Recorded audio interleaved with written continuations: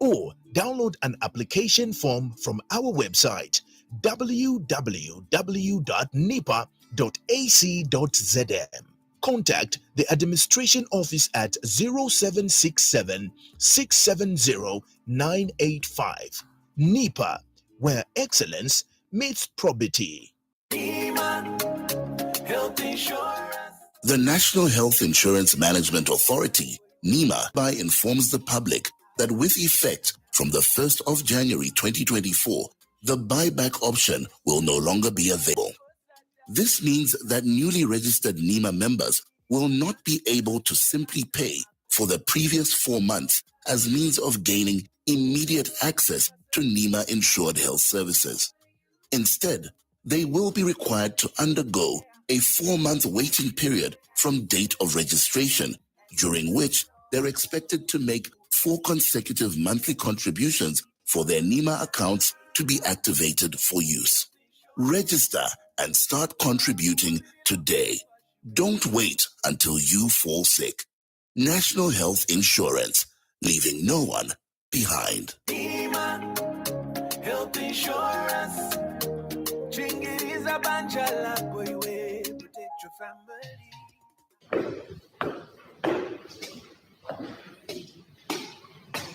Wow, that over there is a very nice Ford. Have you seen it? Of course. I have been looking at it since we got here. My worry is how people manage such vehicles and where they buy genuine parts from. I'm sure there's nowhere else apart from Shuma Auto Parts. They are the only supplier of genuine Ford and Mazda parts, which comes straight from the manufacturer. They have everything in stock for both latest and ordinary Mazda and Ford. They also stock service parts such as diesel filters, aircon filters, diesel pumps, steering pumps, turbochargers, engine overhaul gaskets, suspension parts, and body parts. If they don't have parts you're looking for, they can order within 5 to 10 working days. To top it up, Shuma Auto Parts also supply Maxxis tires and CST tires. Really? But where are they found? They are found on Chandram Sonda Road, Cruiser Auto Workshop in Lusaka. Call on 0979 192057 and 0960 747235. Email shumaautoparts@gmail.com. Shuma Auto Parts for all your genuine vehicle parts.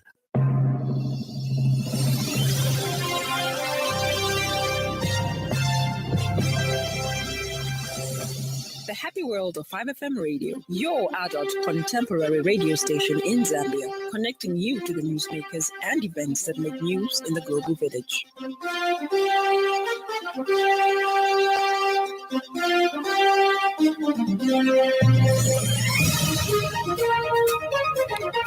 Good evening. This is the 5FM main news. The headlines. 16 people arrested for various offenses. Government welcomes a revision of port charges by Tanzania Ports Authority.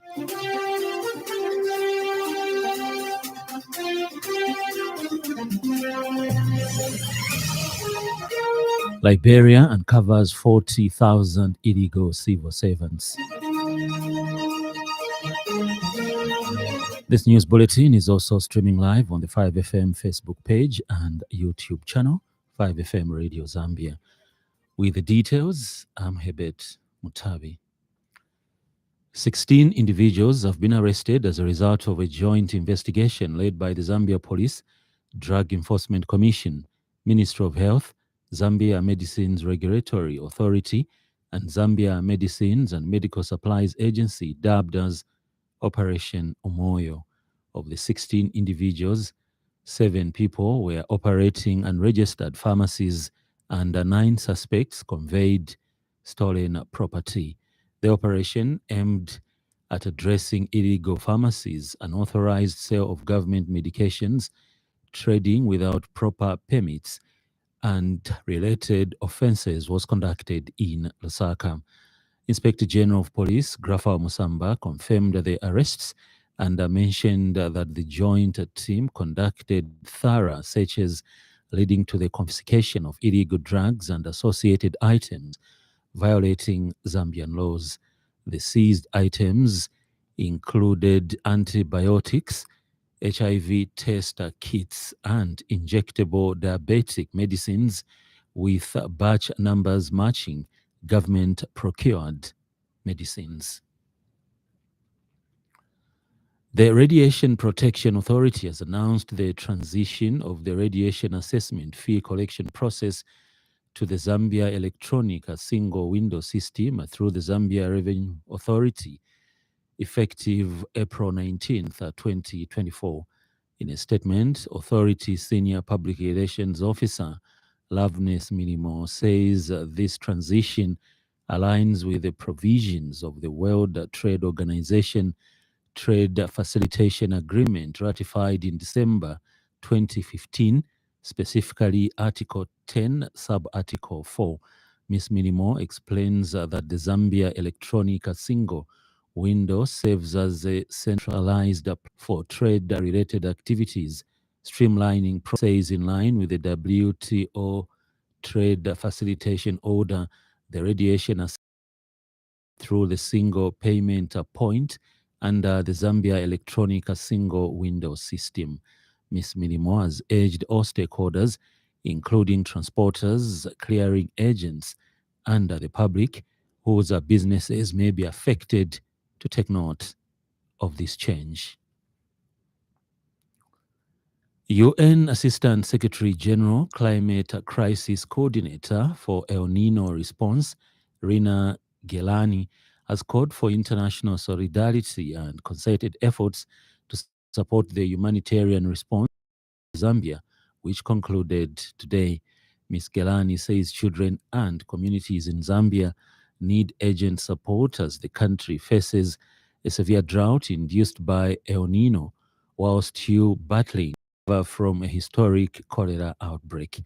She says communities affected by the drought need immediate support in terms of cash and food assistance. Ms. Gelani says at the same time, stakeholders must help them become more resilient to climate shocks. She observes that farmers who are using climate-smart techniques have been able to harvest some crops despite the drought. Ms. Gelani says this shows the importance of investing in climate adaptation for countries like Zambia that will face more frequent and severe droughts. Global shortfall for humanitarian funding of $10 billion last year. That's significant. So what we also need is to make sure that in countries such as Zambia that are the front line of the climate crisis, that other streams of financing are coming so that we can be working towards a bright future, a thriving future for the region, but also for those in this country. And climate financing, only 3% goes to the most affected, least responsible. That's not sustainable. We need adaptation programs now. So we also plead for the sort of climate financing that's out there to work with governments. And UNICEF Regional Director for Eastern and Southern Africa, Eva Kadili, says that children are the most impacted by climate shocks, and the impact has been devastating. She says in Zambia, about 3 million are children. We have been discussing about with a few of the donors already, reprogram some of the funding that were there in response of cholera outbreak, which is going to be very important, but more is needed, and more is needed now, and we can't fail the children. If we don't respond now, right now, it's going to be later, and it's going to have an impact not just on the children to thrive. A variety of Zambian organizations are representing persons with disabilities, along with other civil society organizations, submitted their recommendations to the UN Committee on the Rights of Persons with Disabilities in March this year, ahead of its examination of Zambia's compliance with and implementation of the UN Convention on the Rights of Persons with Disabilities. They have welcomed the committee's concluding observations and urged the Zambian authorities to swiftly take steps to ensure their implementation. These organizations include the Zambia Federation of Disability Organizations, Mental Users Network of Zambia, Disability Rights Watch, Norwegian Association of Disabled, the Southern Africa Litigation Center, the Validity Foundation, and the International Commission of Jurists. They collaborated with the International Disability Alliance, which in turn supports National OPD's engagement with the committee. The organizations expressed their support for the committee's concluding observations, which address a wide range of human rights for society. Justin Bakali stated that the Zambian authorities should carefully study the committee's recommendations and work closely with organizations representing persons with disabilities to develop a clear, time-bound plan for their implementation. He says that the recommendations offer clear guidelines for crucial legislative and policy reforms that, if implemented, would significantly enhance the enjoyment of human rights by persons with disabilities. Konkola Copper Mines PLC has clarified that, contrary to the media reports, the Chungola Open Pit Number 5 mine operation does not belong to KCM, although it once was a KCM operation area many years ago. This follows some claims in sections of the media that 2 miners died in a mine accident on 30th March 2024 at the Chingola Open Pit Number 5, a purported KCM dump site. KCM General Manager, Corporate Affairs, Shapi Shachinda, says the firm continues to enforce safety and security measures in all areas of its operations in order to safeguard the lives of its employees, property, and other people living around its areas of operation in accordance with safety measures enforced through the government-run Mine Safety Department. The Corporate Affairs General Manager has since wished Konkola Copper Mines sympathies to the families that have lost benchmark of 70% drugs availability at the central warehouse. The government has launched the Lusaka International Arbitration Center, LIAC, aimed at reducing the time frame taken to settle economic disputes. Up next, business news.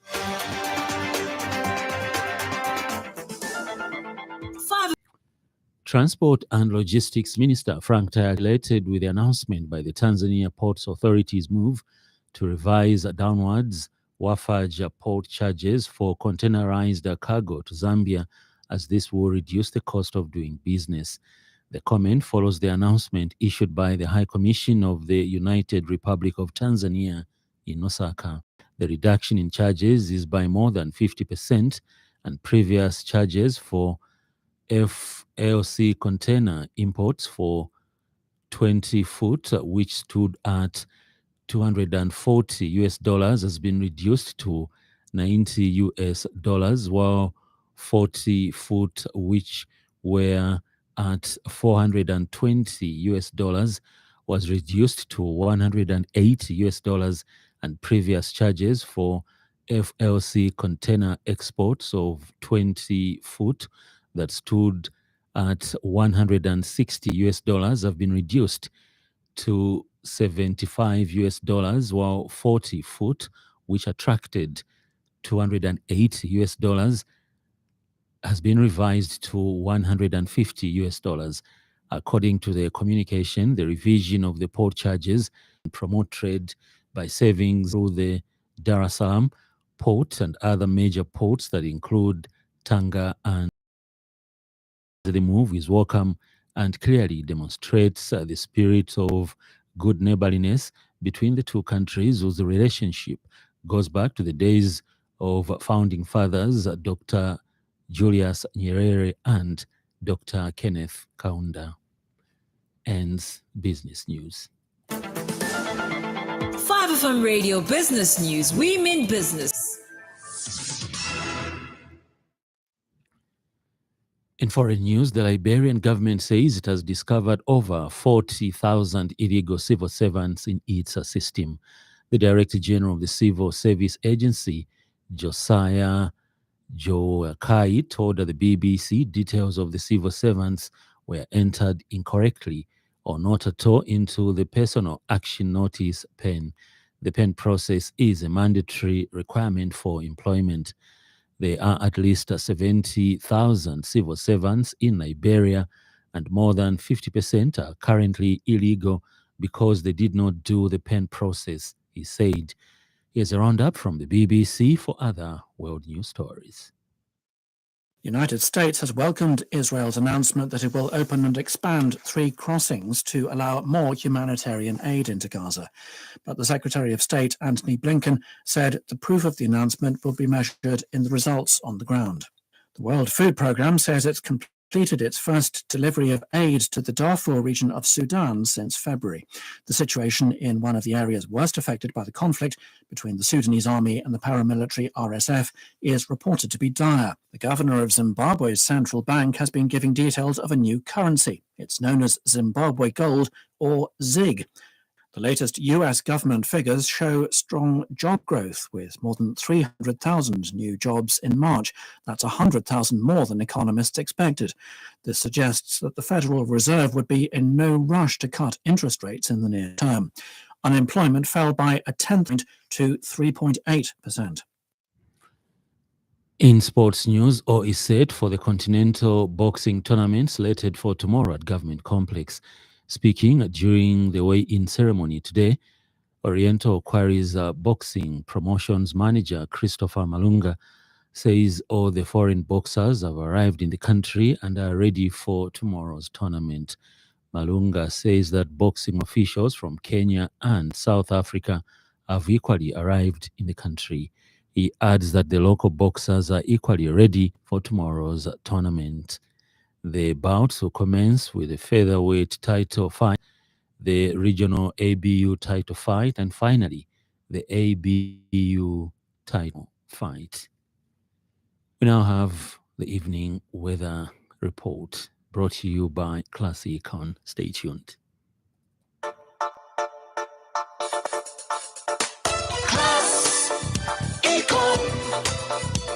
Class Econ Roofing Africa.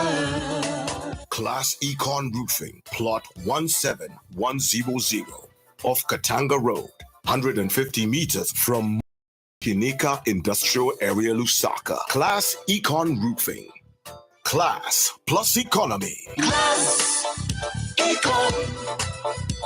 Class Econ Roofing Africa. Class Econ. Luapula, northern parts of northwestern and eastern provinces. The evening will be partly cloudy, slightly windy and warm to mild with a chance of isolated rain and occasional thunder. Copperbelt, western, southern, Lusaka, and central provinces, including the southern parts of northwestern and eastern provinces. The evening will be windy at times and warm to mild with few clouds. And weather report. Class Econ. Class Econ Roofing Africa. Class Econ Roofing, plot 17100 off Katanga Road, 150 meters from Mumbwa Road, Chinika Industrial Area, Lusaka. Class Econ Roofing. Class plus economy. Class Econ. Class Econ Roofing Africa. Class Econ. That item brings us to the end of the main news, but before we go, a recap of the top stories.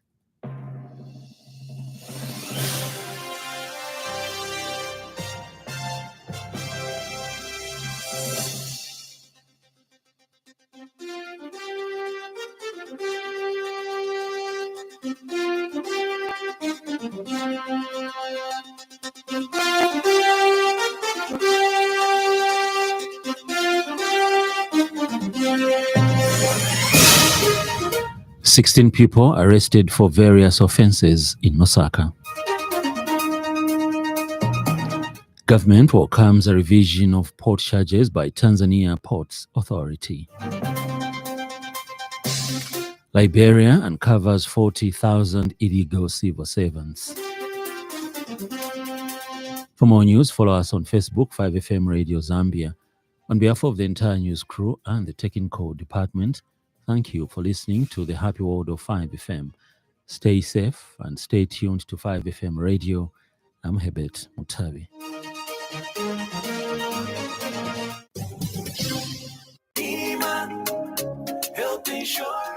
What the removal of the buyback option means for Nema members. Nema kindly wishes to inform self-employed members in the informal